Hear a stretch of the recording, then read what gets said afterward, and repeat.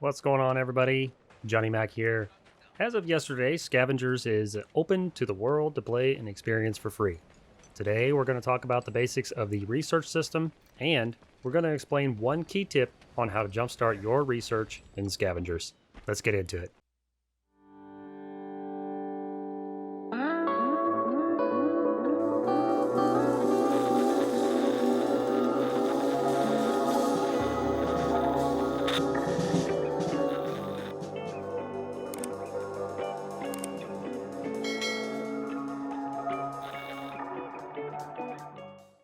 So we're going to go over the basics first. So let's go to our research tab. And as you can see, there are multiple tiers for your research. You'll start off at tier 1, and then you'll eventually progress to tier 2 and tier 3. Now, what's kind of daunting at first and not very straightforward is the requirements for each tier. You have to go ahead and click on your research slots. And whenever you first start the game, you'll only have one slot unlocked. So if you click it, then you'll come to the research station. This is actually where it shows you what your requirements are to unlock each tier. To unlock each tier, you'll have to complete a certain number of research projects. At tier 1, I do believe it's 5. I can't exactly remember. Tier 2 is 10, and so on and so forth. After you complete your research projects, each tier will unlock thereafter. So as you can see, I'm on research tier 3, and the next one after I research 20 projects will unlock tier 4.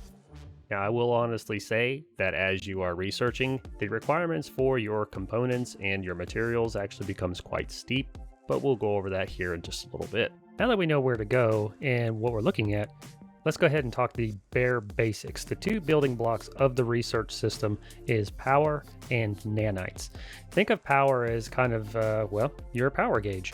So every time you research a project, it is assigned a certain power value, and depending on that research project, you might have enough power for it or you might not.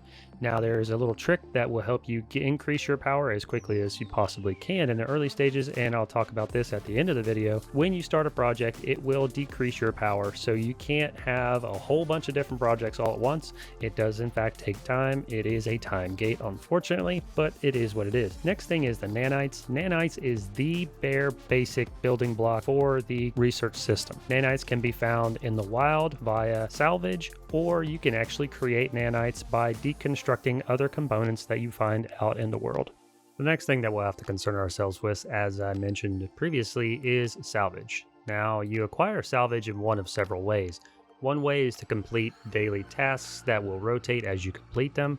It could be something as simple as construct a particular weapon, or just simply play a match. The next way, and the most straightforward way as a matter of fact, is to play a match, or the only caveat to this is that you have to actually successfully extract from the match, which means that at least one member of your party cannot die and you must complete the match. You do not have to win a match in order to successfully extract salvage. It would be an absolute bummer if the only way that you could do it is to win, because let's face it, not everybody wins 100% of the time. So in a way, it's a good thing, and it's something that I personally much rather it stay this way. So this part is actually pretty straightforward. When you know that you've collected some salvage from the planet's surface, just simply click on your salvage button and proceed, and then hit collect. You'll notice that you get a random amount of resources, which you'll use to research different projects later on.